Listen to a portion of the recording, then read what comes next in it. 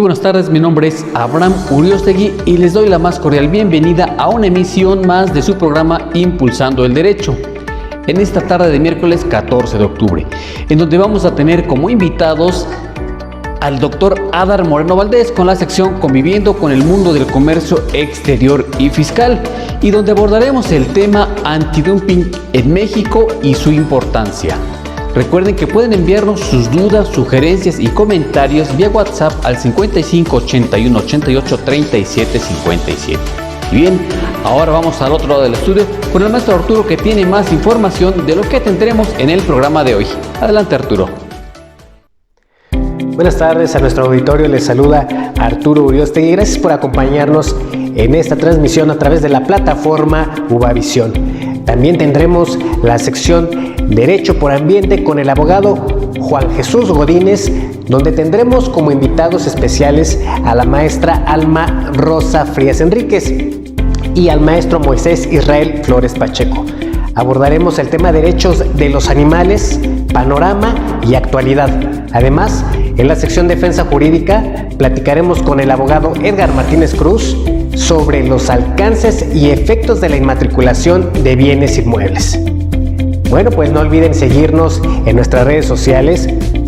En Facebook nos encuentran como Impulsando el Derecho y en Instagram y YouTube estamos como Impulsando el Derecho MX. Y bien, para dar inicio a nuestra primera entrevista, vamos con el maestro Abraham y el doctor Adar Moreno, que ya están listos. Adelante.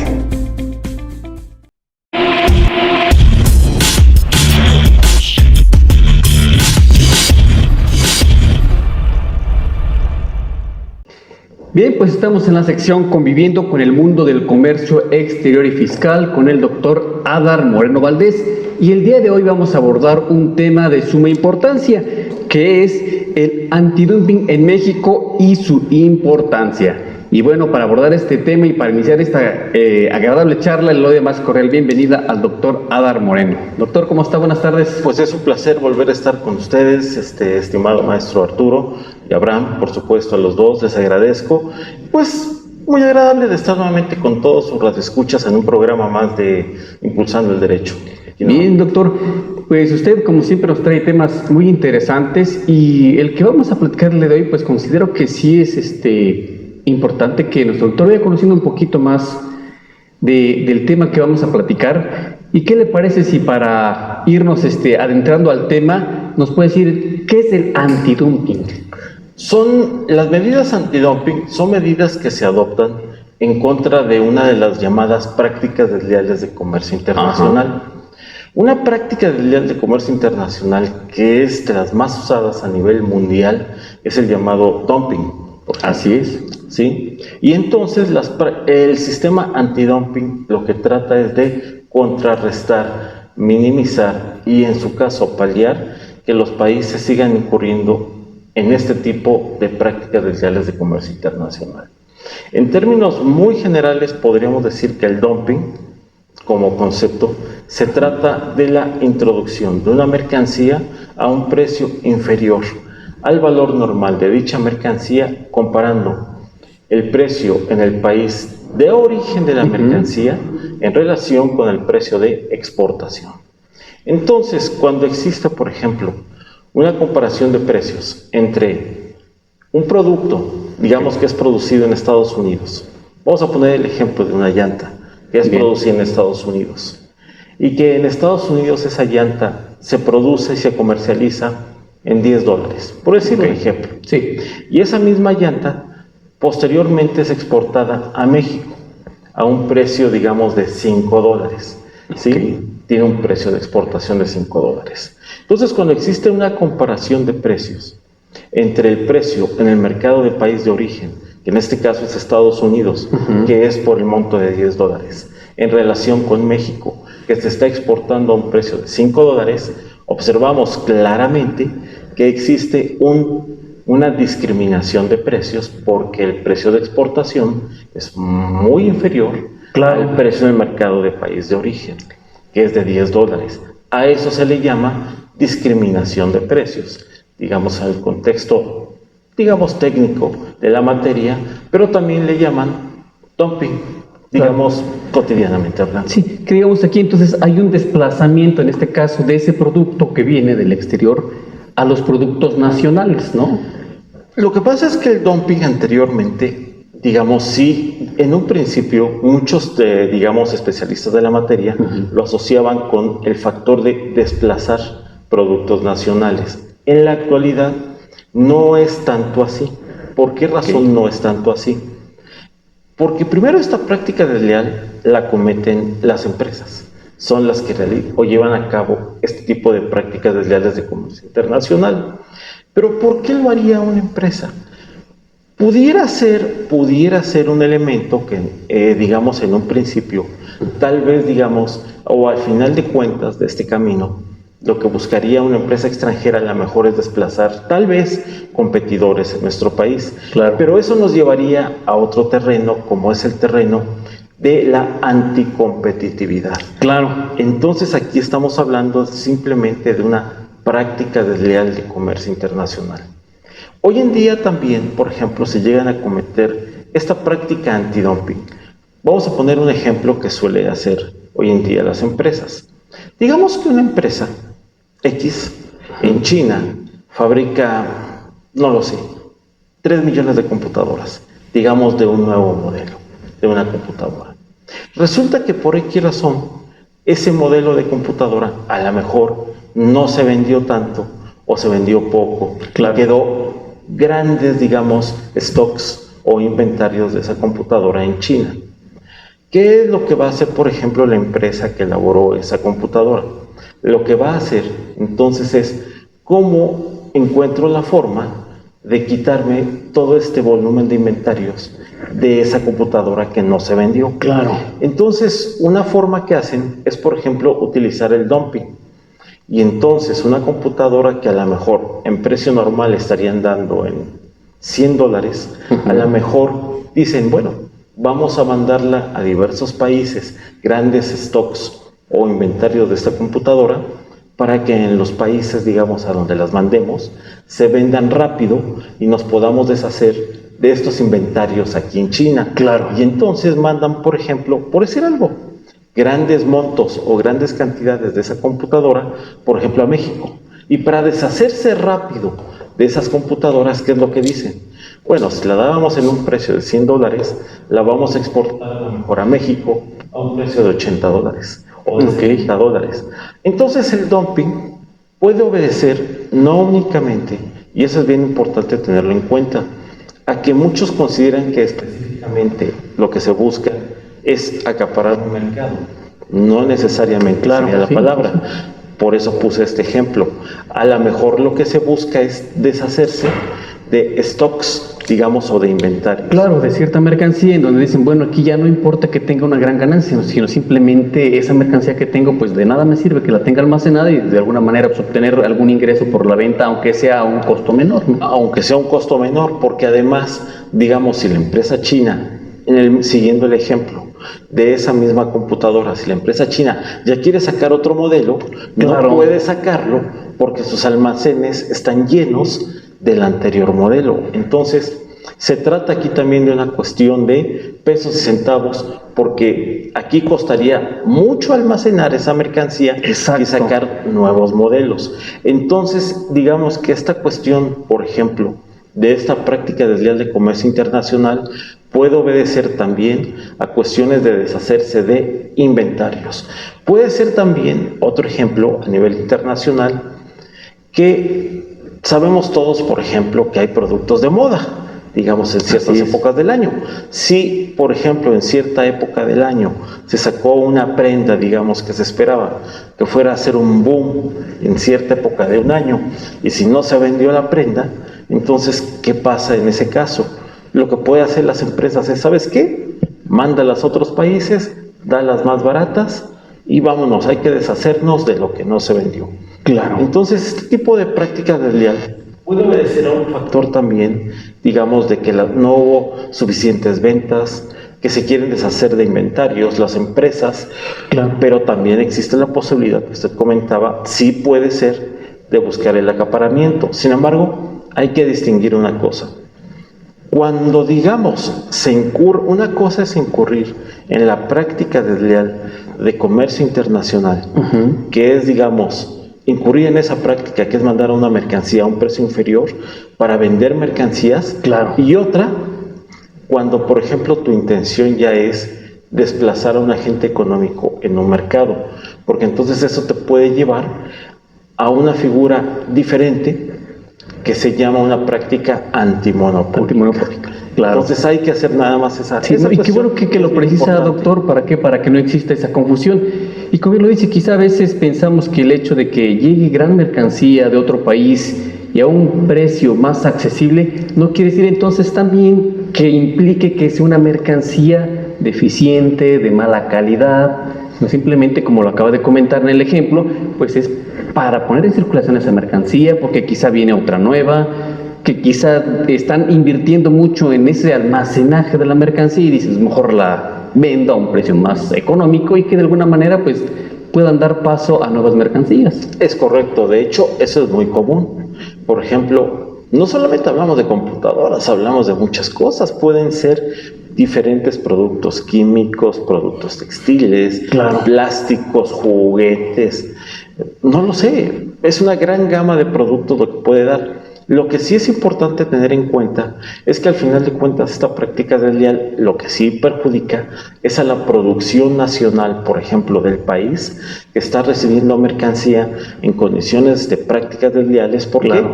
Porque esa, digamos, la producción nacional de México es la que se vería afectada para poder, digamos, seguir vendiendo las cantidades normales de producto, dado que está siendo, digamos, invadido el mercado por productos más baratos. Y entonces, ¿qué va a pasar? Pues hay que decirlo, los consumidores van a preferir en ese momento quizás comprar un producto extranjero más barato, claro, que comprar un producto nacional más caro. Y entonces es donde viene lo que se conoce, digamos, en ese momento como una práctica desleal de comercio internacional, que en realidad el perjuicio a quien lo está causando, a los productores nacionales, claro, del país. Ese es el punto, digamos, de esta práctica desleal. Bien, entonces aquí en nuestro país, ¿cómo se regula este antidumping? Bueno, a nivel internacional hay que decir que y antes de entrar a México, hay una regulación a nivel internacional establecida en el marco de lo que regula la Organización Mundial del Comercio. Particularmente este tema se regula al amparo de lo que dispone el artículo 6 del Acuerdo General, ¿sí?, del GATT, el Acuerdo General sobre Aranceles Aduaneros y Comercio del GATT de 1994. El artículo 6 del GATT te habla sobre antidumping, y además existe a nivel internacional un acuerdo antidumping, digamos, que México sigue, porque somos parte de la Organización Mundial del Comercio. Claro. Pero a nivel interno, bueno, dije esto a nivel internacional porque México, al formar parte del GATT, ha incorporado en su legislación, por ejemplo, la normatividad inherente al acuerdo antidumping de la Organización Mundial del Comercio. Okay. Y esto se regula, particularmente en el caso de México, en lo que dispone nuestra Ley de Comercio Exterior. La Ley de Comercio Exterior, el reglamento de la Ley de Comercio Exterior, y también encontramos, por ejemplo, disposiciones en lo que son las reglas generales que ha emitido la Secretaría de Economía en esta materia. Por ahí recuerdo el anexo 241, me parece, de las reglas generales de la Secretaría de Economía, que te hablan sobre la identificación de mercancías sujetas a cuotas compensatorias. Entonces esto se regula, particularmente en el caso de México, reitero, en nuestra Ley de Comercio Exterior. Ley de Comercio. Y ahora bien, entonces, ¿cuáles son las características legales del antidumping? Son básicamente tres características. La primera es la existencia en sí misma de la discriminación de precios, o sea, de la introducción del producto a un precio inferior al precio en el mercado de país de origen, ¿sí? Claro, aquí es mucho más complejo y eso sería motivo de una plática mayor, porque aquí se tiene que tomar en cuenta, por ejemplo, si el mercado está actuando en forma, digamos, correcta, si no existe una condición, si no existen condiciones indiscriminadas del mercado o condiciones, digamos, raras en un mercado económico. Pero el primer elemento que se toma en cuenta es demostrar la existencia de la práctica desleal de comercio internacional. El segundo elemento que hay que considerar es determinar la existencia del daño o de la amenaza de daño que se le pueda causar a la producción nacional del país. Es decir, el segundo elemento es, bueno, ya estás importando, en el caso que decíamos, ya estás importando computadoras de China, por decir un ejemplo, a un precio inferior, digamos, al valor normal de esa computadora en China. Bueno, de acuerdo, pero el segundo elemento que hay que acreditar es, ya existe la práctica, ya existe el dumping. Ahora lo que se tiene que demostrar es el perjuicio o el daño que se le está causando a la producción nacional, en este caso de México, por ejemplo, de computadoras, que podrían ser los perjudicados por estas importaciones. Ya que los productores en México van a decir, bueno, es que si siguen estas importaciones, los perjudicados somos nosotros. ¿Por qué? Porque nosotros no vamos a poder producir ni vender. Y ahí viene el segundo elemento. Y hay un tercer elemento que se tiene que tomar en cuenta en esta práctica desleal, que es el nexo causal. Esto es, para que tú puedas acreditar la práctica desleal de comercio internacional, tienes que demostrar que existe un nexo causal entre la práctica y el daño, la amenaza de daño. Si se dan estos tres elementos, que inclusive exige nuestra legislación en México, entonces podemos hablar que existe una práctica desleal de comercio internacional, en este caso de antidumping. Y eso se lleva a través, por ejemplo, de procedimientos administrativos que se llevan en la Secretaría de Economía. Particularmente se llevan ante la Unidad de Prácticas Comerciales Internacionales en México, o sea, la UPSI, que es quien lleva estos procedimientos. Entonces, esta persona que es afectada por esta práctica lleva un procedimiento ante la Secretaría de Comercio. Las empresas que son normalmente afectadas, la producción nacional, es la que puede solicitar. Normalmente le solicita a petición de parte a la Secretaría de Economía que inicie una investigación en esta materia. Una investigación bastante compleja, sinceramente. Sí, supongo que sí. Muy compleja. En alguna ocasión, pues estuve hace tiempo, me tocó participar en unos procedimientos de este tipo y es bastante complejo este tipo de procedimientos, pero muy interesantes. Muy interesante. Muy bien, perfecto. Vamos a leer algunos mensajes que nos han enviado. Dice, saludos a todos en el estudio, un tema muy interesante. Saludos a doctor Adar desde Colombia. Saludos a Colombia también.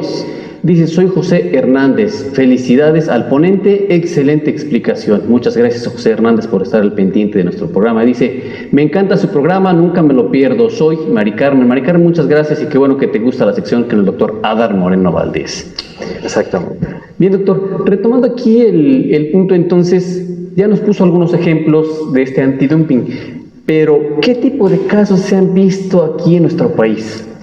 Una infinidad de casos, Hemos tenido, por ejemplo, casos vinculados con bicicletas, juguetes, polímeros, encendedores, todo tipo de productos químicos, productos ácidos químicos, hidróxidos químicos, textiles, todo tipo de, por ejemplo, camisas, pantalones, camisetas, todo tipo de productos agrícolas. Recuerdo temas vinculados con manzanas, plátanos, jitomates, duraznos. Infinidad de productos. Infinidad. Últimamente, de hecho, han entrado muchas investigaciones en temas, por ejemplo, de minerales. Entonces, por ejemplo, acero.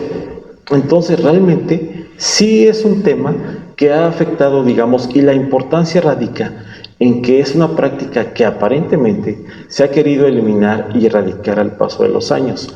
Pero la cuestión es que, pues, no se ha erradicado. ¿Por qué? Por las razones que he comentado. Claro. ¿Sí? Entonces, hay una gran cantidad de investigaciones que se inician en forma reiterada y constante en relación a productos derivados de muchos países que han sido objeto de investigación. Por ejemplo, países que investigan normalmente por esta materia son productos originarios, muchos de ellos, hay que decirlo, de Asia.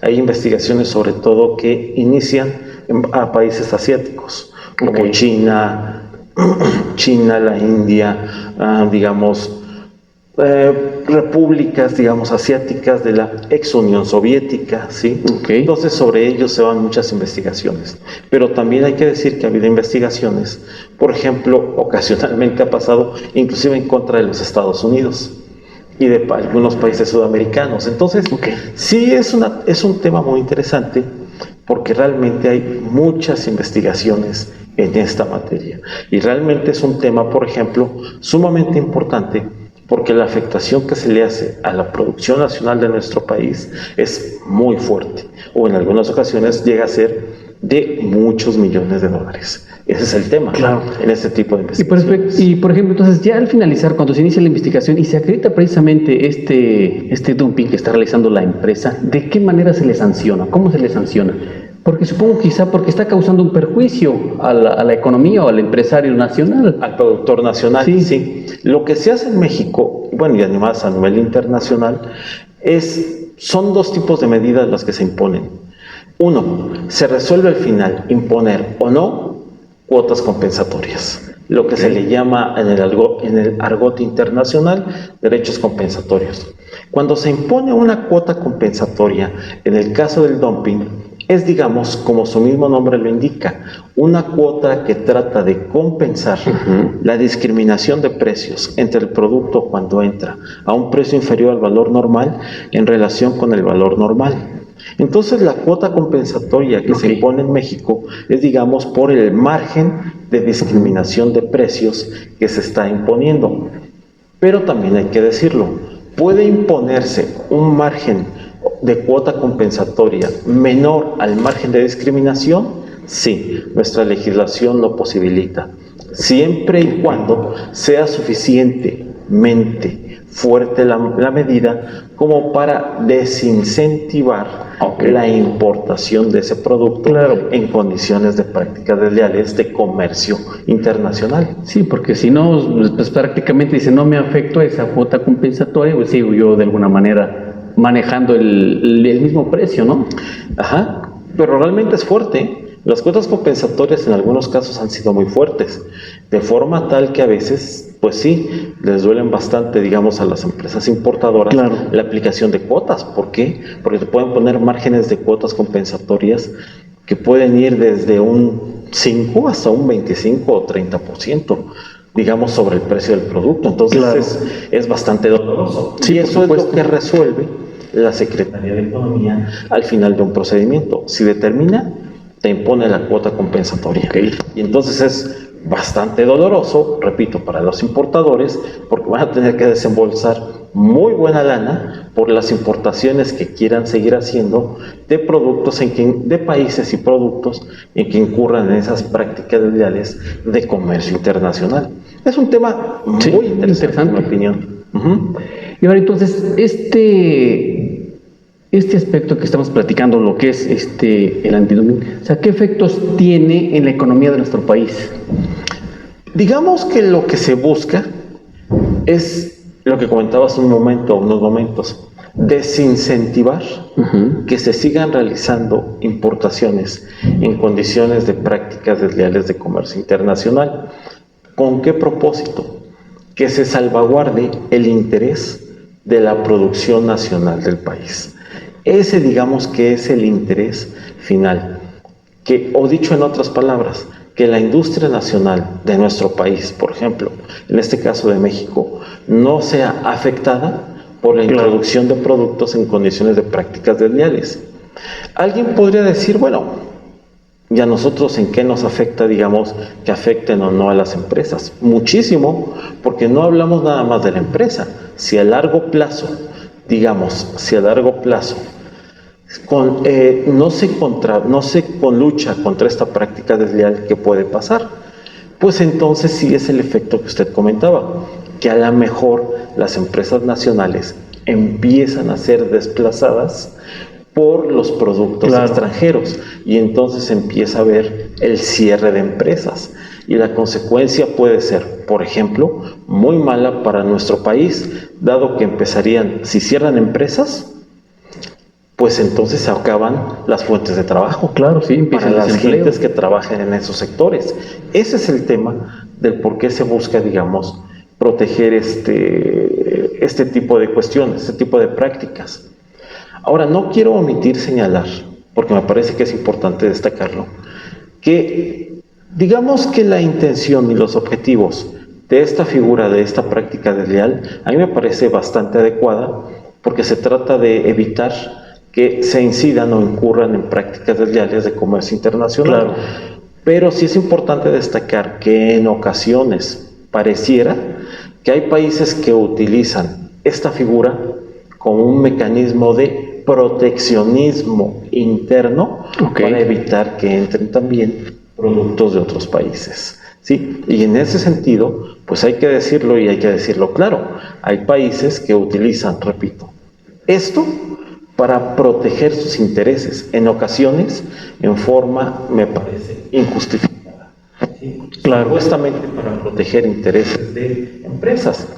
Pero aquí hay que tener en cuenta una cuestión. Aquí de lo que se trata es proteger a la industria nacional cuando hay una práctica desleal. Pero cuando no existe una justificación, no debiera ser de esta forma. Claro. El punto es, repito, que hay a veces ocasiones en algunos países donde los intereses, digamos, de ciertas empresas que no están produciendo bien realmente, solicitan que se interponga una práctica desleal y que se impongan cuotas compensatorias. ¿Por qué? Simplemente porque quieres evitar que entren productos de ese país a tu territorio. Y eso me parece es bastante, digamos, inadecuado, porque tampoco solventas una lucha contra una práctica desleal. Ok, ya para terminar, doctor, pero entonces, a ver, ¿y esto cómo se regula en el TEMEC? ¿Cómo viene a proteger, digamos, un tratado? En el TEMEC, ¿ya viene este aspecto que de alguna manera se eviten estas prácticas monopólicas, se evite el dumping, o cómo lo manejan ahí? De hecho, viene desde el TEMEC. Okay. O sea, esta figura, digamos, ya lo traemos desde el Tratado de Libre Comercio América del Norte. De hecho, se incluyó en el, en el tratado entre México, Estados Unidos y Canadá, el TEMEC, la figura, y se incorporó en un capítulo que se llama Remedios Comerciales. Ah, perfecto. La verdad es que honestamente el nombrecito a mí no me gustó. Pero bueno, finalmente pues yo no negocié. O sea, yo nada más digo que así fue como se puso.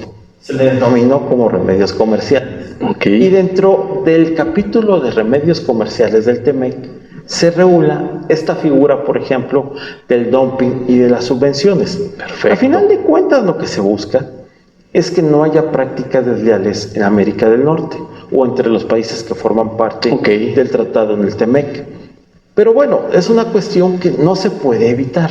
Por supuesto. No se puede evitar porque posiblemente haya empresas que incurran en estas prácticas o inclusive tal vez haya también figuras proteccionistas que buscan proteger intereses internos y que no quieren a lo mejor, y lo digo tal cual, que llegue un producto mexicano al mercado, por ejemplo, estadounidense. ¿Y cuál es una forma fácil de decir, bueno, cómo podemos hacer para que un producto mexicano no entre? Bueno, pues le empezamos una investigación en materia de prácticas desleales. Claro. Y evitamos que entre, por ejemplo, tal producto mexicano al mercado, por ejemplo, de los Estados Unidos, que es lo que decía un momento.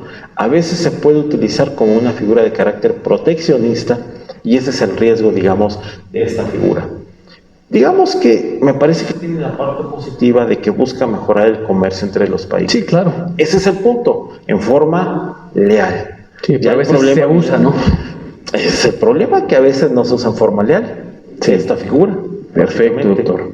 Pues lo invito para que nos comparta sus redes sociales, números de contacto, para que nuestros seguidores se pongan en contacto con usted o le pregunten en relación al tema que platicamos hoy, que sin duda es interesante. Es un tema muy interesante. Pues bueno, les doy mi correo, todo con minúsculas, es hmv_ la palabra derecho 2222 @yahoo.com.mx. Y bueno, agradeciendo nuevamente de nueva cuenta el gesto tan amable de ustedes por invitarnos a su programa, pues les agradezco, ¿no?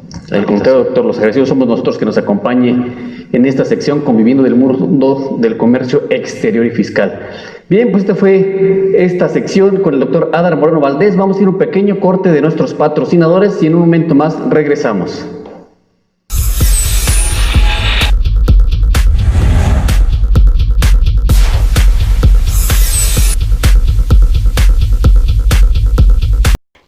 ¿Conoces La Pequeña Burguesía? Somos un restaurante especializado en comida rápida. Contamos con 2 sucursales en la Colonia del Valle.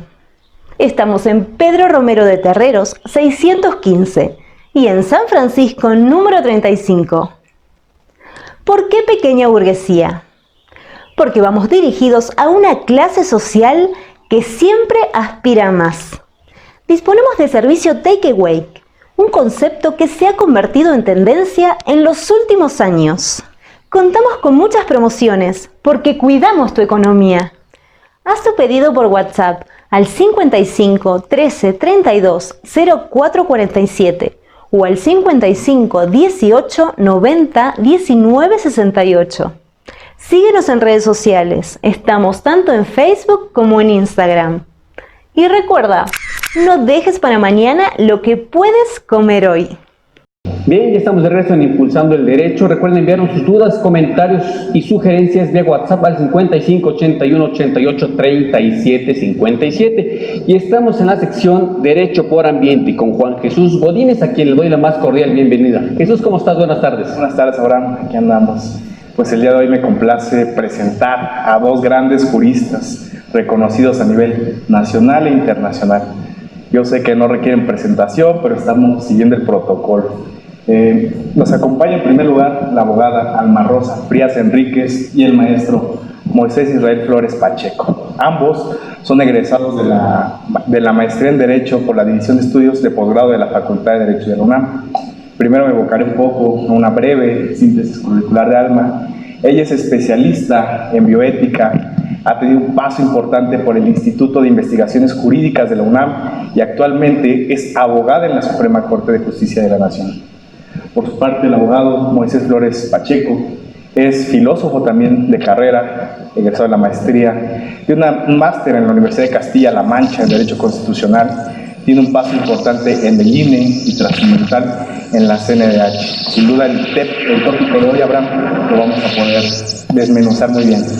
Bien, pues qué bueno que nos acompañan para abordar un tema tan interesante que a veces lo tenemos un poquito olvidado, pese a que por ahí muchos tenemos en nuestra casa alguna mascota, algún animal de compañía y sabemos que tienen derechos que no tiene mucho por ahí que unas legislaciones empezaron a recoger o tomar en cuenta esta importancia de estos animales. Entonces, Jesús, pues ¿qué te parece si nos dices el tema de hoy y empezamos a abordarlo? Sí, el tema de hoy es un tema muy interesante, los derechos de los animales, panorama y actualidad. Abogado Moisés, ¿los animales tienen derechos? Bueno, yo creo que responder esa pregunta con un sí o un no es un poco complejo de entrada, porque es uno de los grandes debates que se están suscitando en el ámbito jurídico y también filosófico y de la bioética en la actualidad. Creo que antes de entrar a dar una respuesta sería más provechoso que analizáramos algunos de los argumentos que se han dado para justificar la existencia de los derechos de los animales. ¿Cuáles son las construcciones argumentativas que quienes defienden los derechos de los animales han dado para pedir que las normas jurídicas los protejan? Yo creo entonces que podríamos empezar por ahí para empezar a responder la pregunta, y sin duda alguna me gustaría aclarar que yo no parto de suponer que los derechos humanos, que los animales tienen derechos, pero sí creo que los animales son sujetos de protección jurídica, ¿no? Lo que es importante es ver cómo se han construido esos argumentos a lo largo de los últimos años. Ok, interesante. Perfecto. Ahora bien, bueno, sabemos que con lo que nos acabas de comentar, pues sí tienen de alguna forma esa protección. Pero ¿dónde podríamos decir que estas normas o esta forma de protegerlos la vamos a encontrar contemplada? Bueno, primeramente muchas gracias por la invitación. Me gusta mucho hablar de estos nuevos tópicos que además se abordan en la bioética, porque muchas veces desde la bioética se hacen reflexiones en torno a la salud del ser humano, ¿no? Esta parte que entiendo más adelante va a comentar Moisés. Pero al igual que él, creo que podríamos partir yo desde el ámbito estrictamente legal, donde contemplamos qué es un animal, ¿no? La Ley General de Equilibrio Ecológico y Protección al Ambiente no establece precisamente una definición, Pero ya si abordamos en otras normas, sí vamos a ver que en la ley, en la Ciudad de México, por ejemplo, nos dice que son seres vivos no humanos, pluricelulares, sintientes, conscientes, constituidos por diferentes tejidos. Aquí manejan esta parte de que tienen un sistema nervioso especializado que permite moverse y reaccionar de manera coordinada. Básicamente se están enfocando a esos animales que vemos que sufren o que reaccionan. Sin embargo, también podemos decir que existen otros. Ok. De alguna forma, entonces, ¿hay una legislación donde estén contemplados estos derechos? Sí, por supuesto. Bueno, partiríamos de la concepción que en su momento tuvieron los animales, ¿no? Ajá. Que eran, se contemplaban desde la Ley Federal de Sanidad Animal. Okay. Y ahí los contemplaba básicamente como para el consumo, contemplaba animales de producción y hablaba del bienestar animal, pero únicamente en este sentido de que se les tiene que proporcionar comodidad, tranquilidad, protección, hasta esta parte de mantenimiento, de crianza y que llega al transporte y al sacrificio. Básicamente era para esto, para que tuvieran bienestar antes de ser consumidos. Claro, bueno, vemos que es una reflexión de alguna forma reciente, ¿verdad? Desde el surgimiento del derecho ambiental, también reciente de los 70s que ya hemos hablado. Pero Moisés, desde tu ámbito filosófico, jurídico, toda tu experiencia de derechos humanos, ¿cuáles son los principales argumentos que se dan para hablar de derechos de los animales? Mira, quienes han dado esta lucha por hablar de los derechos de los animales han construido, yo creo que 3 niveles de discusión. Podríamos empezar por uno que llamaríamos el estatus ontológico y que se ocupa de la pregunta ¿qué son los animales? Para empezar a hablar de derechos de los animales hay que empezar a distinguir su naturaleza, qué tipo de entes son. El segundo nivel sería el que llamaríamos el estatus moral, que se pregunta cuáles son nuestros deberes hacia los animales. Esta pregunta lo que trata de indagar es que si los animales por sí mismos tienen un valor y qué tipo de valor tienen. Claro. Y el tercer argumento que existe, el tercer escalón, podríamos llamarlo el estatus jurídico. Ahí lo que se pregunta, y creo que es lo que nos ocupa más, es si tenemos deberes morales hacia los animales, ¿cómo debemos llevar esos deberes a las normas jurídicas?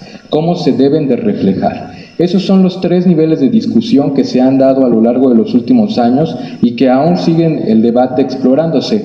La naturaleza de los animales, su valor y cómo deben ser protegidos en las normas jurídicas. Esos son los tipos de argumentos que existen. Maestra, en relación a lo que nos acaba de comentar aquí el maestro, ¿usted qué opinión merece esto que nos acaba de decir? O digamos, ¿qué nos puede platicar en relación a ello? Bueno, volviendo a esta parte de la argumentación que han retomado muchas leyes, podemos hablar de la Ley General de Equilibrio Ecológico y Protección al Ambiente, donde aquí ya habla de un trato digno y respetuoso. O sea, ya estamos retomando un poco estas argumentaciones donde ya traslada a hablar de que existe o que puede existir una dignidad para el animal, para los animales, y que tenemos nosotros, de alguna forma, de este bosquejo en el que dice que tenemos que dar ese respeto. Además de todo, esta ley habla de trato digno y respetuoso, marcando algunos principios mínimos que se tendrían que abordar. Entonces, indudablemente creo que la legislación ya está tomando, o el legislador, mejor dicho, un poquito más de conciencia para que de alguna manera todo esto lo vaya plasmando en la norma jurídica. Pero entonces, esta norma, ¿cómo define en este caso a los animales? Pues al menos en esta norma, creo que lo habíamos retomado un poquito antes, no establece precisamente qué entendemos por animales, da las pautas para que los estados vayan haciendo estas regulaciones y a su vez también para que existan estas normas oficiales.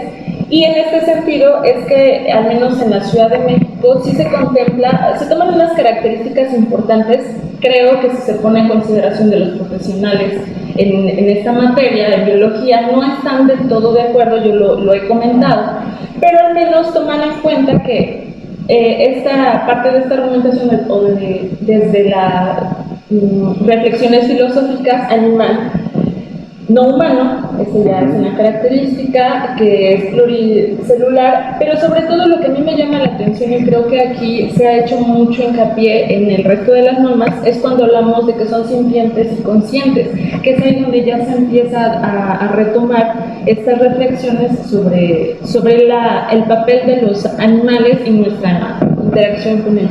Ok. Bueno, vemos que, por ejemplo, si pensáramos en lo que nos acaba de decir muy valiosamente Alma en poco tiempo, pues tenemos instituciones como la PAO, la Ley de Protección Ambiental de la Ciudad de México, y a nivel estados, como comentaba Abraham, pues tenemos resoluciones que podemos poner en comentarios, y así lo haremos terminando el programa, como en el caso de Argentina, en el caso de Colombia, de este valor intrínseco. Entonces, dignidad de animales. Moisés, cuéntanos, ¿qué elementos ontológicos trae esta reflexión, Moisés? Sí, como decía, la pregunta en el debate ontológico consiste en determinar qué son los animales. ¿Son objetos o son sujetos? Si nosotros analizamos a lo largo de la historia las legislaciones, vamos a ver que muchas se han enfocado en dar una protección animal como objetos, objeto de la propiedad o de la posesión. Sin embargo, quien considere que los animales son objetos se enfrenta a un grave problema, porque eso quiere decir que son que son objetos de propiedad y que por tanto la persona que los posee o que es propietaria de ellos puede disponer ilimitadamente de ellos hasta destruirlos. Por eso esa consideración es un poco peligrosa. Hay un nivel más arriba, considerarlos como sujetos de derechos. ¿Qué pasa cuando se considera sujetos de derecho a los animales? Bueno, que entonces las normas empiezan a tratar de darles un poco más de protección. Sin embargo, la gran dificultad es que la racionalidad humana insiste en distinguir a los animales como un ente diferente del ser humano. Se piensa que como los animales no son cognitivamente similares a los hombres, entonces son seres diferentes e inferiores. Desde esa inferioridad, entonces el hombre pretende regular, crear normas que no les den los mismos derechos que él tiene, porque el hombre se concentra a sí mismo como el eje del orden jurídico. De ahí viene el gran problema, esta disociación, pensar que los animales y los hombres son entes diferentes, tiene por consecuencia darles trato jurídico diferenciado. Y obligaciones, ¿no? Y obligaciones, exactamente. Más adelante... Bueno, veremos, a la sociedad, darle una exactamente. Importante. Más adelante veríamos un poco estas complejidades de cómo considerar a los animales en la legislación, que puede llegar a ciertos extremos. Pero la respuesta que dan los que defienden los derechos de los animales es recordar que hombres y animales no son seres diferentes, son seres que pertenecen a la misma categoría. De ahí viene un lenguaje que suelen utilizar mucho los animalistas, que es decir, animales humanos y animales no humanos. Con eso quieren decir que todos pertenecemos a la misma categoría y que todos pertenecemos al mismo mundo. Por tanto, solo debería de haber dos tipos de derechos, para los animales humanos y para los animales no humanos. Ese es el estatus ontológico. Trascendental. De hecho, esto ha dado pauta a criterios por persona, por natura, no adoptado por todos los países, ¿no?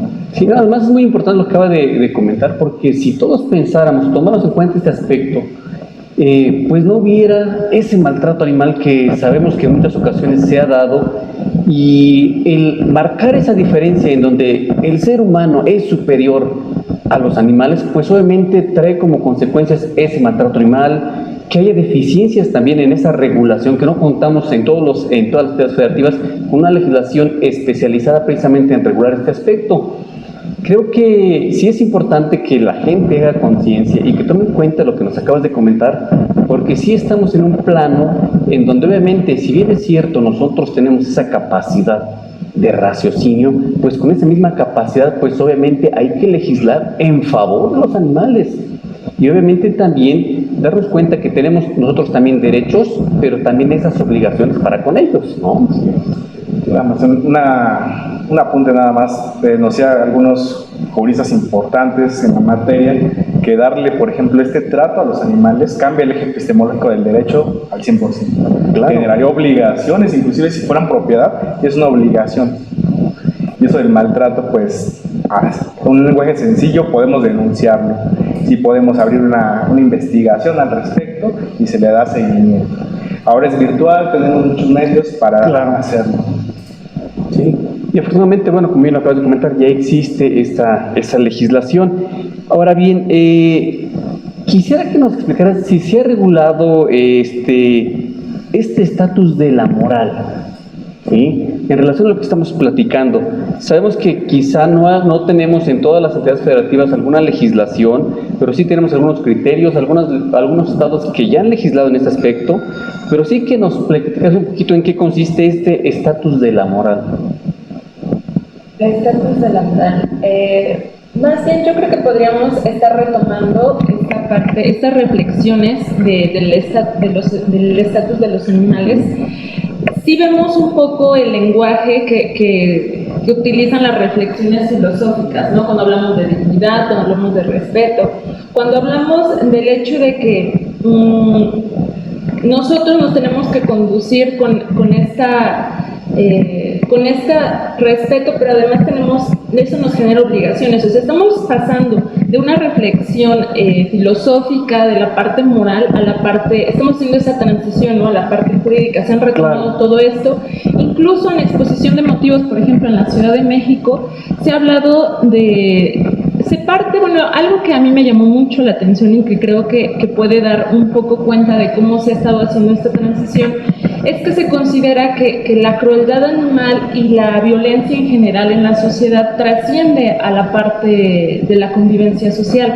Esto entiendo yo que sigue girando en torno al ser humano. La verdad es que no es lo que se ha buscado desde la argumentación de los derechos de los animales por sí mismo, pero sí hemos dado un paso importante en el sentido de que dicen, incluso identifican ahí, por ejemplo, en la exposición de motivos para la ley de la Ciudad de México, la ley de protección animal de la Ciudad de México, hablan de que cuando existe violencia intrafamiliar, un niño puede incluso, hay estudios serios donde dicen que un niño puede ser propenso a causar dolor o ser cruel con los animales. Entonces aquí dicen, o lo retoman como un índice primario de una violencia que se puede propagar socialmente.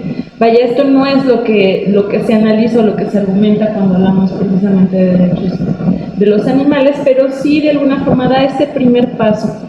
Y también en las reflexiones que hacían sobre las obligaciones que podemos tener, sí se empieza a hacer ya estas valoraciones, porque hay incluso, pues ya adelanto un poco la parte de que es un delito, ¿no? Y dentro de esta parte en el Código Penal se establece que cuando se cometen estos delitos hay incluso obligación de reparación del daño. Para mí esa parte ya es importante porque tanto es una obligación que ya se contempla legalmente como que existe, ya vemos este paso a que tienes, además de una sanción, puedes tener una repercusión que es la reparación del daño. Ok. Bueno, aquí estamos entre abogados con experiencia, vamos a aprovechar un poco esto. Moisés, cuéntanos, ¿cuál es el estatus jurídico en México de los animales? Bueno, previo a eso me gustaría analizar Mira, las normas que se ocupan de los derechos de los animales empiezan a surgir en el ámbito ético y de ahí se pretenden llevar al ámbito jurídico. Entonces, por eso es importante analizar cuáles son los tipos de argumentos morales que se han dado respecto a la relación que el hombre tiene con los animales. Hablar de derechos de los animales es preguntarnos siempre cuál es la relación del hombre con los animales y cuáles los límites de la acción humana que debe haber ahí. Entonces, el argumento ético se pregunta ¿cuál es el valor que tienen? Y hay algunos que dicen los animales no tienen ningún valor por sí mismos, son lo mismo que objetos, pero esto es un error porque pensemos que no es lo mismo que si yo golpeo esta mesa a que yo golpee a un cachorro, generaría un impacto diferente emotivo en las personas que vean esa acción en mí, de modo que ahí podemos ver cómo son acciones diferentes y cómo los animales sí tienen un valor distinto al de los objetos, al menos desde el aspecto moral. Luego vienen otras posturas que dicen que los animales tienen valor en cuanto nos dan provecho y nos dan beneficio. Por ejemplo, los animales de trabajo o los animales de cuidado o de compañía. Entonces, mi animal tiene valor porque el ganado me alimenta, los animales de granja, los animales que me ayudan al trabajo. Y pues este es un grado que avanza hacia reconocer derechos a los animales, pero también es peligroso porque animales que no nos den un provecho, entonces podrían ser objetos de algún maltrato. Y hay otros tipos de argumentos que se llaman anticrudelistas o utilitaristas, que lo que tratan de decir es que nuestro deber hacia los animales es jamás producirles ningún tipo de dolor ni ningún tipo de crueldad. Y ahí se han logrado muchos avances que yo creo que Alma ahorita nos va a comentar respecto a cómo las normas han adoptado estas acciones anticrudelistas. Sin embargo, también estos argumentos quedan a deber para los animalistas, porque si un animal entonces no es útil para los seres humanos, o un animal se le puede explotar mientras no se le cause crueldad o dolor, eso está bien. Y eso los animalistas consideran que no. Yo podría matar un animal siempre y cuando eso no le cause dolor, que es lo que sucede generalmente en el trato de animales de ganado, ¿no? Se les aprovecha, pero se busca que no haya crueldad. Eso no satisface del todo a los animalistas. Y habría un tercer nivel, que es el último, el considerar a los animales como dignos de protección por sí mismos a la par que los seres humanos. ¿En qué consiste ese argumento? Es muy sencillo. El hombre es sujeto de dignidad porque tiene una vida y con eso tiene un valor por sí mismo. Sucedería lo mismo con los animales. Los animales tienen una vida, por tanto tienen un valor en sí mismo y son dignos de protección. Y es ahí donde empiezan a surgir los argumentos a favor de los derechos de los animales, porque ellos entonces también son seres valiosos. Interesante, decimos que hay varios países que ya tienen esta tendencia, ¿no? Claro. Es muy, muy interesante, y retomo algo que dice Moisés: ¿cómo medir la crueldad, no? ¿Cómo vamos a medir que los animales están sufriendo? De ahí el derecho ambiental, cambio muy interdisciplinario. Nos ayudamos de la biología, ahorita lo decía Alma, y es importante que sepamos que todos tenemos que actuar en este sentido, ¿no? Así es. Bien, vamos a leer algunos mensajes que nos acaban de enviar. Dice: soy Fernanda García, los saludo desde Monterrey, excelente programa. Saludos a todos allá en Monterrey. ¿Qué más tenemos, Jesús? Me encanta que también les den espacio a los derechos de los animales, ¿no? Claro, y más en esta sección que es importante. Dice: felicidades, excelentes ponentes, y su explicación es muy clara. Muy bien, pues gracias por seguirnos enviando sus mensajes. Los saludo desde el bello puerto de Puerto Rico. Saludos a todos en el estudio. Me llamo Marco. Saludos, Marco, hasta allá, hasta Puerto Rico. Y dice: soy Jessica y les pregunto a los ponentes, ¿a nivel mundial México tiene leyes o instituciones fortalecidas o hace falta algo para proteger a los animales? A ver, ¿quién me ayuda con la respuesta a esta pregunta? Pues justo antes de esta charla comentaba con Moisés sobre que en octubre se han considerado algunos días como para promover esta parte de la conciencia de los derechos del animal. Por ejemplo, se ha relacionado el 4 de octubre por ser el día de San Francisco de Asís, ¿no? Que sabemos que él hizo muchas reflexiones en torno a esto. Pero también existe algo que se ha impulsado, que le llaman, que es la Declaratoria Universal de los Derechos del Animal, Okay. Que no se tiene precisamente todavía un registro o una aceptación por las Naciones Unidas, pero que sí se ha impulsado por una liga internacional que busca que exista este día y que justo está por conmemorarse el 15 de octubre.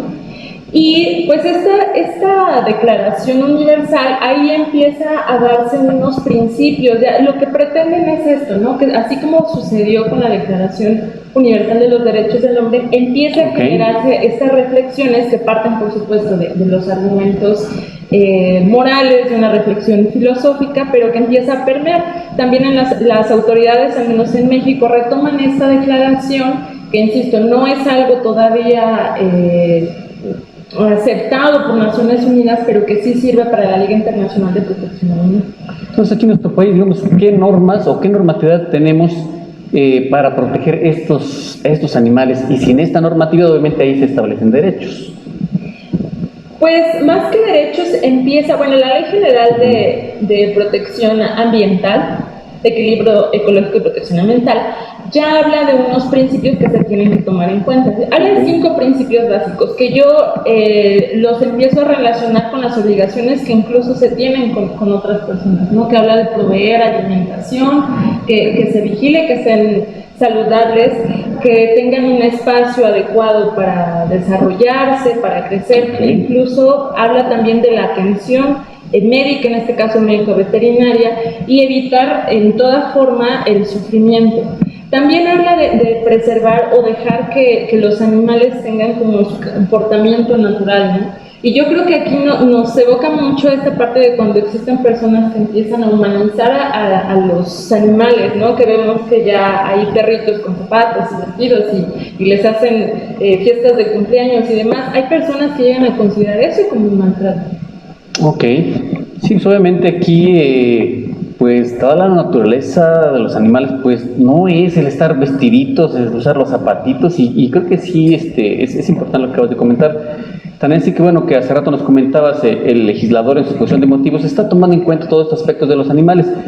Y obviamente aquí lo importante es de que si atentamos contra estos animales, pues obviamente ya hay una sanción, ¿no? Ya de alguna manera se puede constituir como un delito este maltrato animal. Sí, efectivamente ya a partir del 2014 en el Código, por ejemplo en la Ciudad de México ya está tipificado el delito de maltrato animal, que habla mucho o retoma esta parte del comportamiento, más bien de los actos crueles contra los animales, que a su vez refiere la Ley de Protección Animal de la Ciudad de México, y que nosotros también escuchamos mucho de este debate que hubo en torno a la pelea de perros, ¿no? También esto ya lo prohíbe, el hecho de que también sean utilizados para agredir a otras personas, no solo constituye una falta que antes solamente se contemplaba en el Código Civil como una causa de responsabilidad para el dueño, sino que ahora ya se considera como un delito, por poner un ejemplo. Claro, sin duda resulta importante y obviamente pues esto ayuda a minimizar, porque sabemos que desafortunadamente no acaba con el problema, pero pues ya de alguna manera que el legislador tome en cuenta este aspecto para regularlo, pues sí resulta de gran trascendencia. Y este es un reto a nivel internacional. Apenas fue el Congreso Internacional, 3 eventos internacionales, hubo una mesa de derecho animal y es la misma, en este tenor va. Tenemos todos que enfocarnos, concientizarnos y atender en el plano legislativo y en el plano ontológico, valorativo de la sociedad, para que esto no requiera una sanción, sino, como dijo Alma, preservar desde el principio esto. Pues es una reflexión final que nos regales. Bueno, yo creo que hablar un poco de derechos de los animales nos trae a la idea, insisto, de la relación de nosotros hacia ellos. Lo que no hay lugar a dudas es que los animales son sujetos de protección jurídica, son dignos de protegerse jurídicamente y podemos llegar a mínimos aceptables por todos. Por ejemplo, que tienen derecho a la vida, tienen derecho a ser tratados con respeto, a evitar la crueldad, a desarrollarse en su medio ambiente. Todos estos son mínimos que son aceptables y que deben ser recibidos por las normas jurídicas, sin duda alguna. Interesantísimo. Va a haber opiniones, ¿no? También derecho a la religión va a chocar. Claro, sí, por supuesto. Un buen de temas, pero hay que ser... ¿no? Con esto de las exhibiciones de los toros, que es la parte que a más personas les ha llamado mucho la atención, claro, que se ha impulsado bastante para que terminen, ¿no? Pero también existe del otro lado que no solo es por una tradición que tiene otras argumentaciones, sino porque también constituye una cuestión comercial. Claro, sí sabemos que la tauromaquia, o sea, aquí en nuestro país, bueno, en algunos estados, porque por ella he sabido que ya se encuentra regulada y está prohibida, pero pues aquí en la Ciudad de México, creo que hasta donde sé, todavía no. He visto todavía grupos que han de alguna manera luchado en ese aspecto y que desafortunadamente pues todavía se siguen llevando a cabo este tipo de eventos. ¿Algún mensaje, alguna reflexión final que nos gustes compartir con nuestro auditorio? Pues yo creo que la parte desde el punto de vista que he podido conocer un poco, que es la bioética, es que nosotros durante mucho tiempo hemos hecho estas reflexiones sobre la vida solamente en torno a las personas, ¿no? Y de cómo nos relacionamos en torno al medio ambiente, pero con beneficio hacia las personas. Yo creo que esta parte que se retomó mucho en la filosofía, en dejar de ser antropocentristas para empezar a reflexionar por todo el entorno, que no es porque nosotros tengamos esta superioridad y por lo tanto poder disponer de todo, incluyendo a los animales que son sintientes y que pues pueden estar aquí incluso más tiempo que nosotros, incluso después de que dejemos de estar nosotros, pero más allá de eso creo que sí tiene que ver con la forma en la que entendemos la vida y que se retoma desde el punto de vista filosófico y que la ley busca, por lo que les comentaba incluso en la exposición de motivos, de cómo el comportamiento del ser humano hacia los animales también trasciende a la forma en la que nos relacionamos, ¿no? Con crueldad, claro, que además propaga la violencia, que es lo que ahorita tenemos un problema. Sí, sin duda un tema interesante. Desafortunadamente el tiempo se nos fue muy rápido, pero ¿qué les parece si nos comparten sus redes sociales, números de contacto, para que quienes estén interesados en este tema, pues les hagan llegar por ahí sus dudas, comentarios, alguna sugerencia, algo que en verdad yo espero que esta sección del día de hoy pues sembremos un poquito la reflexión en los demás y que de alguna manera se puedan acercar a ustedes que conocen bien la materia y si les preguntan, pues, disipar esas dudas. Claro que sí, me pueden buscar en Facebook por mi nombre, Moisés Flores Pacheco, y ahí nos comunicamos cualquier duda, bibliografía, legislación, los orientamos con todo gusto. Gracias. Yo también aparezco en Facebook como Alma Frías. Adicional a eso me gustaría también recomendar, y perdón por el comercial, adelante. Hay mucha difusión de esto en el Instituto de Investigaciones Jurídicas.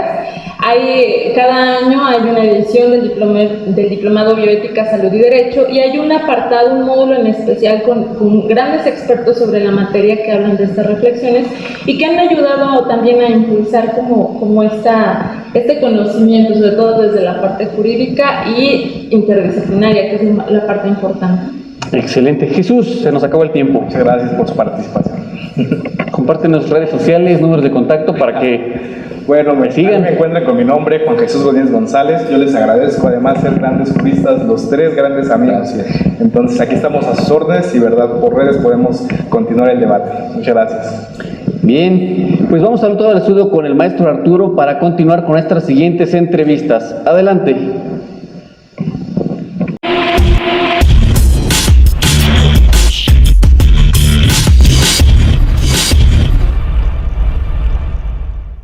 Bien, pues ya estamos en la recta final de su programa Impulsando el Derecho. Estamos en la sección Defensa Jurídica con el maestro Edgar Martínez Cruz y hoy vamos a abordar un tema muy interesante como es los alcances y efectos de la inmatriculación de bienes inmuebles. Bienvenido, maestro, ¿cómo está? ¿Qué tal? Muy buenas tardes, pues muy contento como siempre de estar aquí con ustedes, como siempre cada mes, aquí para tratar de difundir la cultura jurídica y sobre todo difundir temas que sean de interés para la audiencia. Así es.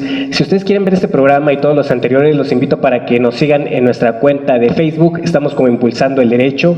En Instagram y YouTube nos encuentran como Impulsando el Derecho MX. Ahí van a encontrar todas las entrevistas, así que los invito para que nos sigan en nuestras redes sociales. Maestro, para abrir con este excelente tema, yo le pregunto, ¿qué es la inmatriculación de inmuebles? Muy buena pregunta y este tema lo quise abordar aquí con ustedes, porque yo veo que se ha generado mucha confusión hasta para el mundo de los abogados postulantes. Sí. Confundimos a veces la inmatriculación con la usucapión o prescripción positiva, que ahorita lo vamos a analizar un poquito, pero sobre todo la inmatriculación para toda la gente que nos sigue en nuestra audiencia es cuando por primera vez se va a inscribir un bien inmueble en el registro público de la propiedad. Ok. O sea, y quiero dejar muy en claro esto, en el registro público de la propiedad, no en el catastro, no en una información de dominio que tenga controlado a lo mejor una comunidad, un municipio, porque el impuesto predial forma parte del catastro y es para esos efectos que se inscribe el famoso traslado de dominio. Ok.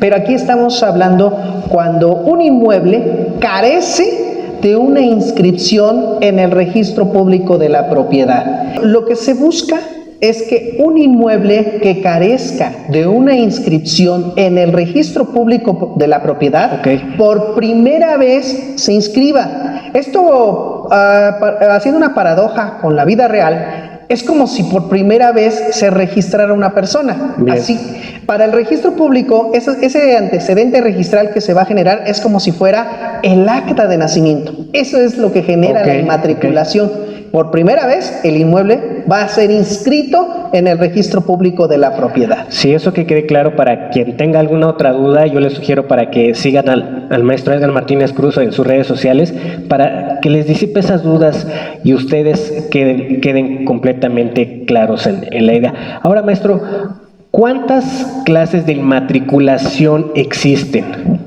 Muy bien, para poder tramitar una inmatriculación se puede hacer de dos maneras. Sí. Una desde el punto de vista que se conoce administrativo y otro desde el punto de vista jurisdiccional o judicial. Okay. Desde el punto de vista administrativo, esto es, se hace el trámite directamente ante el registro público de la propiedad. Bien.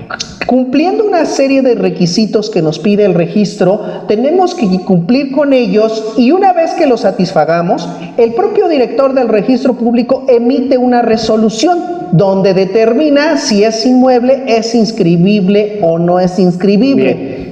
Eso es en cuanto a la cuestión administrativa. Es la administrativa, podemos ir directamente ante el registro público de la propiedad. Ahora, si en dado caso no queremos ir ante el registro, sino lo queremos hacer ante un juez, también lo podemos hacer cumpliendo también los mismos requisitos, pero que ahora nos lo indica el Código de Procedimientos Civiles, donde va a determinar cuáles son esos requisitos para que un juez en su momento dicte una sentencia donde reconozca que ese inmueble se inscriba. ¿Cuál es la ventaja? Quiero adelantarme un poquito. ¿Cuál es la ventaja o desventaja entre un trámite y otro?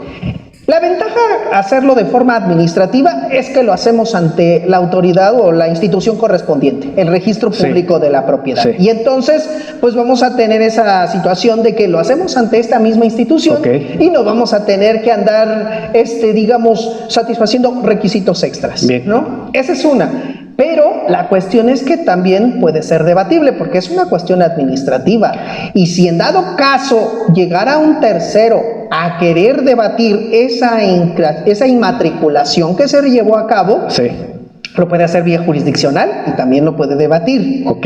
Y en cambio, si se hace vía jurisdiccional o vía judicial, como se dice, la ventaja que vamos a tener es que es una sentencia la que va a dictar el juez y esa se tiene que cumplir adecuadamente. Porque causa efectos, tiene imperium esa sentencia. Claro, se va a poder también debatir, muchos me dirán mis colegas abogados, pero licenciado, una sentencia también se puede debatir en algún momento dado. Sí, no lo podemos negar, hay el famoso juicio, nulidad de juicio concluido, donde también pueden invocar la nulidad de una resolución judicial, pero la ventaja es que mientras está firme y tendría que ser por ese procedimiento o hasta por un juicio de amparo para tratar de pues ahora sí que tumbar esa resolución judicial. Si alguien quiere debatir sobre esa resolución judicial, entonces tiene que esperar porque en algún momento ya está firme, ¿no? Exactamente, o sea, es cosa juzgada, como decimos nosotros. Entonces quiere decir que ya no se puede cambiar ni variar esa decisión del juez. Es verdad legal y ante esa verdad va a ser muy difícil que se pueda echar para atrás. Maestro, por ejemplo, ¿qué se requiere también para inmatricular un inmueble? ¿De qué se requiere? Muy bien, esta es muy buena pregunta. Quiero hacer un énfasis aquí. No Ok. todas las entidades federativas manejan los mismos requisitos. Ah, ok, sí. Vamos a entender acá. Nosotros ahorita estamos transmitiendo desde la Ciudad de México, Sí. y no es lo mismo el trámite de inmatriculación en la Ciudad de México que, por ejemplo, el más cercano tenemos el Estado de México. Ahorita refiriéndome nada más a estas dos entidades federativas. Sí. Pero cada entidad federativa establece sus requisitos necesarios para poder llevarlo a cabo. En la Ciudad de México hay una ventaja, entre comillas, que ya se tiene, que casi la mayor parte del territorio ya se encuentra inscrito en el registro público de la propiedad. Bien. Digamos que es la excepción, la inmatriculación. La inmatriculación es la excepción. Vamos a buscar, a lo mejor me ha tocado asuntos donde hay personas que dicen, bueno, por ejemplo, en las alcaldías Xochimilco, Milpa Alta, Tláhuac, Sí. principalmente, y un poco Tlalpan, que es donde todavía siguen bajo el régimen ejidal varias de las tierras que se tienen en ese lugar. Y hay ocasiones en que no están ni en el régimen agrario, ni inscritas en el registro público de la propiedad algún inmueble. Ok. Entonces, ahí sí es cuando podemos llegar a la inmatriculación, porque como no tiene antecedente registral, le vamos a crear uno. Bien. Pero aquí en la Ciudad de México, en lo particular, son muy pocos los procedimientos que existen de inmatriculación, muy pocos, o sea, contados podemos decirlo, y entonces sus requisitos no son Rigurosos. rigurosos. Ok. En cierta forma buscan que, pues principalmente hay dos requisitos que todas las entidades federativas sí piden. Cuando se va a inmatricular un inmueble, primero tenemos que obtener del propio registro público de la propiedad Ok. un certificado que se llama certificado de no inscripción, donde veamos que ese inmueble no está inscrito en el registro público de la propiedad, Sí. en propiedad privada. Pero también tenemos que buscar otro certificado que nos lo tiene que otorgar, en este caso, el Registro Agrario Nacional, para determinar que ese inmueble no está inscrito también en el régimen agrario. Porque puede ser que a lo mejor ese inmueble esté dentro de un ejido, Sí. dentro de una comunidad agraria. Entonces, tenemos que saber primero que no pertenece a ninguno de estos dos lugares. Sí. Y un tercer requisito que también es indispensable, un certificado que nos otorgue, en este caso, la Secretaría de la Función Pública. Ok. ¿Y por qué la Secretaría de la Función Pública? Porque esta Secretaría nos va a indicar si a lo mejor ese inmueble no pertenece a la Federación, que por alguna otra circunstancia, sí. para cumplir un fin público, no sé, porque ahí tienen ubicados oficinas o alguna circunstancia, ¿no? Entonces, estos tres elementos son indispensables en cualquier entidad federativa. Pero, por ejemplo, en el Estado de México, aparte de estos tres, nos piden, por ejemplo, el pago del impuesto predial. Por eso les estoy comentando que no lo confundan el de la inscripción en el registro público con la inscripción en el catastro. Sí. El catastro es una función principalmente que realizan los municipios, o en este caso aquí la Ciudad de México, con el objeto de verificar cómo está distribuido territorialmente la entidad federativa, y con ello poder cobrar un impuesto por tener ese inmueble dentro de esa entidad federativa. A esto se llama impuesto predial. Por eso cada bimestre o cada año, según cada entidad federativa, pues se paga un impuesto. Así es. Ese impuesto se obtiene a través del famoso traslado de dominio. Cuando tú adquieres un inmueble, inclusive en contrato privado, vas ante la autoridad municipal, o en este caso también aquí en la Ciudad de México, ante la secretaría correspondiente, que creo que es la de Desarrollo Urbano. Vas y das de alta que tú eres el nuevo adquirente de ese inmueble y se te reconozca como tal, y por eso tú vas y haces una manifestación de traslado dominio, para que de esa forma la autoridad reconoce que dices tú ser el propietario, pero eso no significa que ya lo sea, y aparte de que esa institución lleve el control de los inmuebles. No, es solamente para determinar quién va a pagar el impuesto predial. Por eso en algunas entidades federativas dicen, mándame también como requisito tu pago del impuesto predial y, si es posible, tu manifestación de traslado dominio. Eso en el Estado de México. En el Estado de México, Ok. y también aquí en la Ciudad de México. Bien. Pero principalmente en el Estado de México te piden esas dos cosas porque territorialmente está ya, digamos, distribuido Sí, los inmuebles, sí. ya están fraccionados. Y aparte, en el Estado de México, y también sé que en otras entidades federativas, nos piden el plano de ubicación del inmueble en la colonia donde se está ubicado el mismo. Y ese plano nos lo tiene que emitir, en este caso, en las entidades federativas, la Secretaría de Desarrollo Urbano, Bien. que en un momento dado es la que controla, lo que les digo, la distribución territorial de los inmuebles, para que la ubiquemos, para Sí, que sí, sepamos sí, sí. dónde está, y que en efecto se va a hacer posteriormente un cotejo con los que tiene el registro público de la propiedad y determinar que no se encuentra inscrito. Entonces, les digo que eso es uno de los tantos requisitos. También otro requisito es obtener un plano del inmueble independiente. ¿Por qué? Porque para determinar sus medidas y colindancias. Y en ocasiones, en algunas otras entidades federativas, creo que Puebla, si no me equivoco, te pide que le notifiques a los colindantes del inmueble para que también, como terceros interesados, vengan y no se opongan a la esas ocupación. medidas que se está supuestamente inmatriculando, porque puede ser que a lo mejor se esté inmatriculando medidas de más o medidas de menos, y entonces es necesario notificarle a los colindantes para que no haya esa problemática. Digamos que esos son los requisitos más importantes que la mayoría de los estados utilizan para inmatricular un inmueble. Así es, y requisitos que ustedes ya deben de tener también a la mano, ¿no? Es importante que todos estos trámites, estos documentos los tengan a la mano porque se van a utilizar, sin duda alguna, en algún momento lo van a utilizar y es mejor estar prevenidos, ¿no, maestro? Exactamente, no, y recabarlos. No se puede llevar a cabo la inmatriculación si no cumplimos con todos los requisitos. Es más, yo les digo a las personas que no es fácil inmatricular también. O sea, se escucha un poco fácil, sencillo, ¿no? Sí, ¿no? O sea, fácil. nada más consigo estos documentos. No es tan sencillo porque tenemos que agotar todo un procedimiento. Tenemos que, las autoridades tienen que emitir pues resoluciones donde van diciendo si se cumple o no se cumple. ¿En cuánto tiempo más o menos tenemos un resultado por parte de la autoridad? Una inmatriculación bien llevada en mínimo de tiempo, y más ahorita con lo de la pandemia que estamos viviendo, donde los trámites se vuelven un poco lentos, pues podríamos hablar de unos 5 a 6 meses. Una inmatriculación administrativa, porque lo hacemos ante el propio registro público de la propiedad.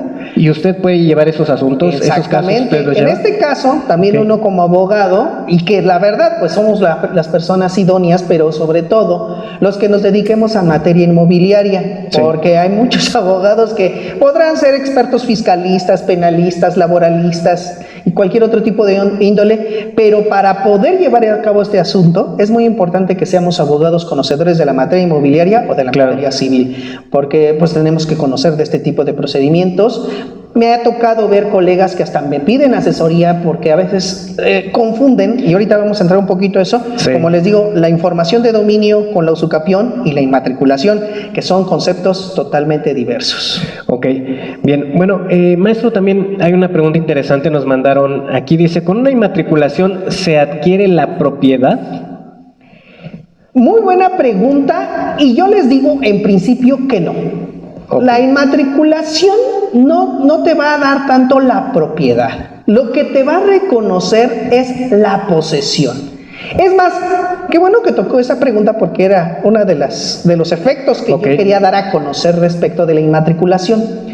Muchas veces las personas creen que porque ya les dieron su título de propiedad, y esto se llevó mucho en la época de los, digamos, hasta los años 90, todavía el 2000 un poco, cuando se daba el famoso reparto agrario, ¿recuerdan? Que habían programas de la presidencia donde se regularizaban los inmuebles y se les daba su título de propiedad a las personas. Y lo importante con esa finalidad era de recaudar precisamente ese impuesto, ¿no? Pues era uno de esos efectos, y sobre todo pues ahora pues muchos les entregaron supuestamente, y así dice sus escrituras, porque sí es una escritura, donde dice título de propiedad.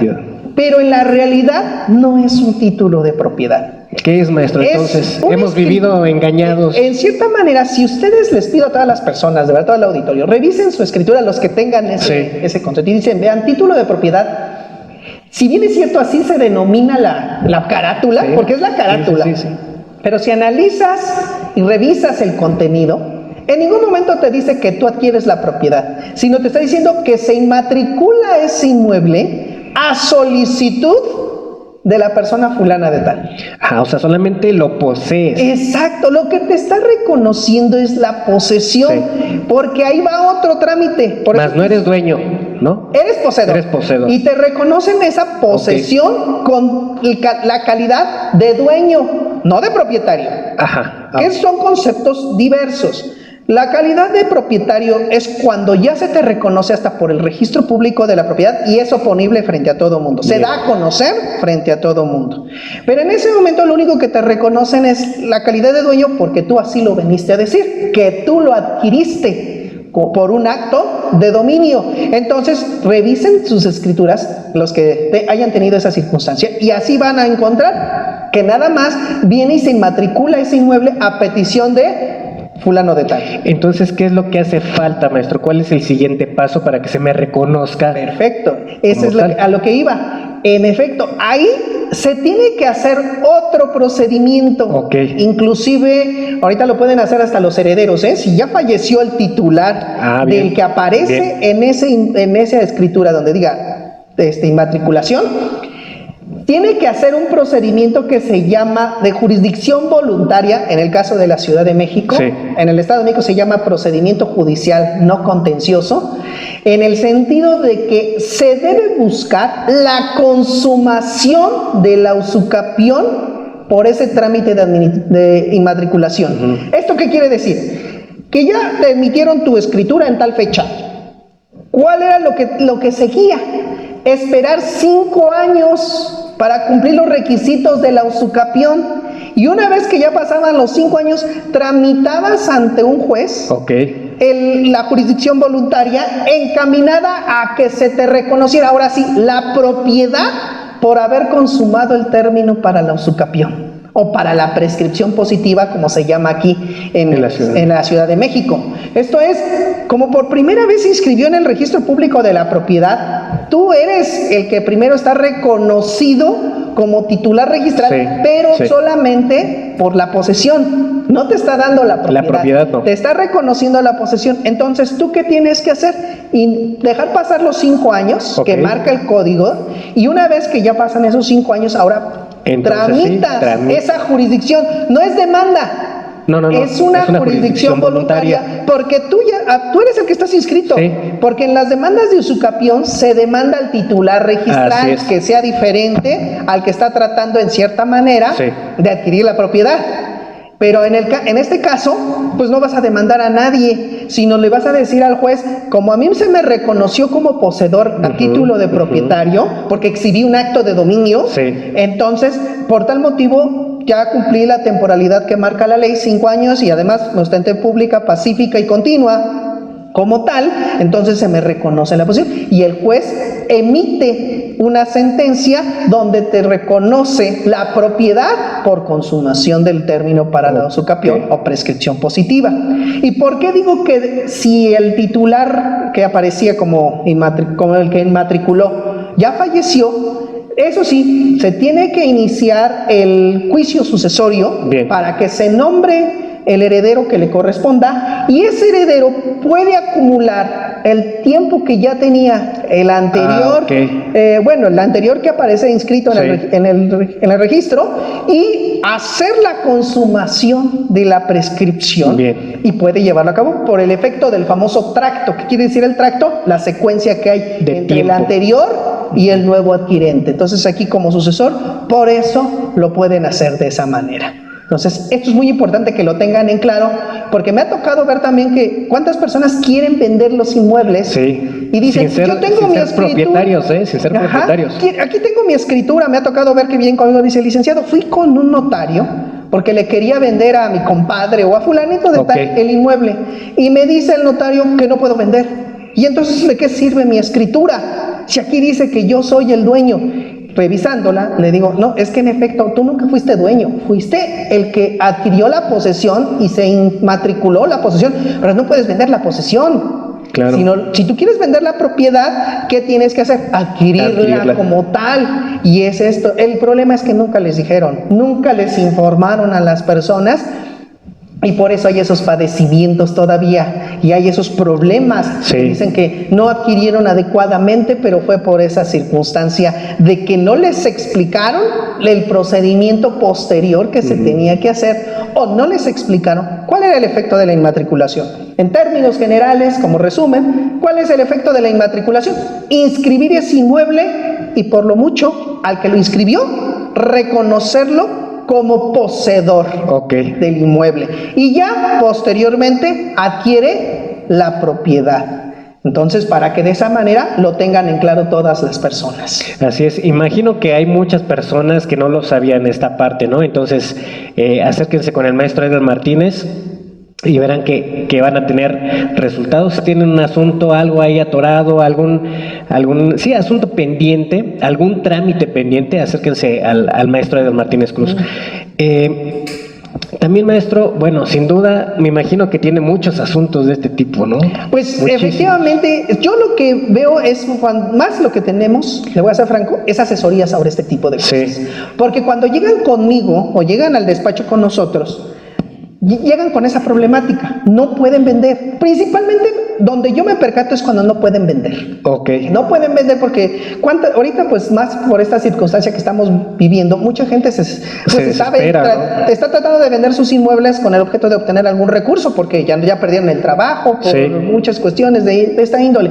O el problema se presenta, perdónenme que lo diga así, pero pues ahorita por la pandemia ha muerto muchas personas. Así es. Y entonces cuando los herederos quieren tomar los inmuebles o les quieren sacar antes de morir las personas un contrato de compraventa, sí, te sirve el contrato privado para saber que te transmitieron el dominio. Pero ¿qué crees? Hay un problema. Ese inmueble no estaba inscrito en el registro público de la propiedad como dueño. Claro. Estaba inscrito como poseedor. Y entonces ahí es donde tenemos ahorita los problemas porque no se pueden vender notarialmente, claro. Sí. Notarialmente no se pueden vender, pero lo hacen en contratos privados, pero siguen acarreando el vicio. Los contratos privados, les quiero decir a las personas, acarrean los vicios que tiene todavía el inmueble. Bien. Y el día de mañana que quieren escriturar, por eso no lo pueden hacer. No van a poder. Por la misma circunstancia de que el que está como titular registral, pues no aparecía como propietario, sino nada más como poseedor. Entonces, por esa circunstancia deben de revisar, les doy una recomendación a las personas que nos están viendo, revisen sus títulos, revisen de verdad sus escrituras y si no, regularicen. Si compraron por un contrato privado de compraventa, acérquense a los que sabemos, de verdad les podemos ayudar y orientar y decir qué efectos jurídicos pueden tener esos contratos, si es conveniente o no. Porque también cuántos colegas abogados, les digo, desconocen esta materia y al rato están iniciando juicios pro forma, de otorgamiento y firma de escritura. Exacto, y es lo que le iba a preguntar, maestro. Por ejemplo, aquí, ¿cuál es la diferencia con la prescripción positiva? La prescripción positiva, la ventaja que tiene es que ya está inscrito en el registro público de la propiedad, porque uno de los requisitos que te solicita el código para poder prescribir un inmueble es que obtengas el certificado de inscripción por parte del registro, donde te diga quién es el último titular registral. Entonces, si tú ya tienes, o sea, ¿qué quiere decir? Que ya hay un dueño reconocido, que ya le dicen, por eso te puedes ir a la usucapión, porque dices, bueno, yo adquirí de la misma persona o de un tercero, ¿no? Vamos a suponer, tú vendes un inmueble y a lo mejor el inmueble no es tuyo, lo adquiriste por otro contrato privado de compraventa, pero de buena fe tú también me lo transmites. Yo también de buena fe lo adquiero, pero resulta que yo quiero que tú me escritures y tú no me puedes escriturar porque tú no eres el último titular registral. Para eso se crea el juicio de usucapio o prescripción positiva, como se llama en la Ciudad de México. ¿Por qué? Porque de esa manera demandas al que aparece como legítimo dueño y eso te lo va a decir el registro público de la propiedad. Y si no tiene antecedente registral, no puedes adquirirlo por usucapión porque no hay dueño. Y por eso es que opera la inmatriculación. Volvemos a la diferencia toral es la inscripción. Okay. La inmatriculación, por primera vez lo inscribo. La usucapión ya está inscrito y lo que quiero es demandar al titular registral para que se me reconozca como propietario del inmueble. Eso, en términos generales, podríamos establecer como diferencia. Así es. No se confunda el público. Así es, y para que ustedes también estén muy atentos y nos sigan a través de las redes sociales, escríbanos un WhatsApp si tienen alguna duda, comentario, sugerencia vía WhatsApp al 55 81 88 37 57. Maestro Edgar Martínez Cruz, yo le invito para que nos dé sus números de contacto, redes sociales, porque el público nos está mandando muchos mensajes que quiere saber acerca de este tema y otros temas que ha tocado anteriormente, así que díganos sus redes sociales. Pues muchísimas gracias y de verdad un agradecimiento total a todo el auditorio, qué bueno que les han gustado todos estos temas y qué bueno que nos sugieren temas, porque eso es lo más importante, nos debemos a todo nuestro público que están aquí, porque estos programas son para ustedes y para hacerles llegar el conocimiento. A veces no se tiene. Bueno, mi número telefónico les pido de favor que sea por medio de WhatsApp, porque pues andamos en varias ocupaciones, luego no tengo tiempo para contestarles directamente, pero un mensaje de WhatsApp y yo les contesto y les digo en qué momento me pueden marcar. Es el 55 38 96 28 56. Y el de mi oficina, que me pueden encontrar todas las tardes, después de las 4 o 5 de la tarde hasta las 9 de la noche, es el 55 88 68 64 70. Ahora también tengo una página de Facebook, donde también transmito todos los días lunes y todos los días miércoles, en un horario de 7 a 8 de la noche, sobre también diversos temas jurídicos. Bien. Y es el de asesoría y defensa jurídica para la familia. Esa página en Facebook donde ustedes pueden darle un like y de esa manera se les estará notificando de los videos que que en estos días que les comento estemos subiendo sobre diversos temas jurídicos. Y pues gracias por la invitación. Bien, él es el maestro Edgar Martínez Cruz y su sección Defensa Jurídica. Muchas gracias, maestro, por habernos acompañado. Gracias a ustedes y gracias al auditorio. Bien, yo los invito al otro lado del estudio. Vamos con el maestro Abraham Uriostegui. Adelante.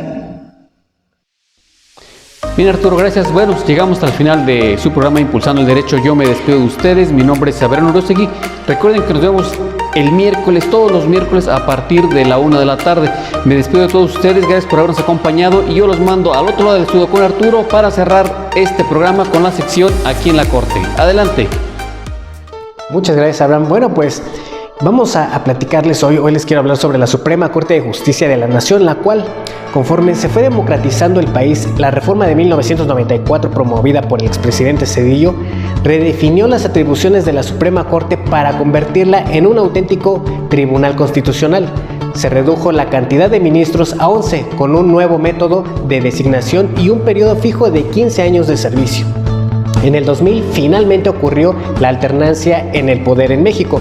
Conforme pasaron los años de la nueva democracia, la Suprema Corte se afianzó con un auténtico contrapeso con la finalidad de salvaguardar el Estado de Derecho, condición sine qua non de toda democracia liberal. Ahora sí, a diferencia del pasado, a los abogados más reconocidos del país les pareció atractivo convertirse en ministros de la Suprema Corte, sobre todo a los externos al Poder Judicial Federal. Los nombres de los presidentes de la Corte se volvieron familiares en los medios.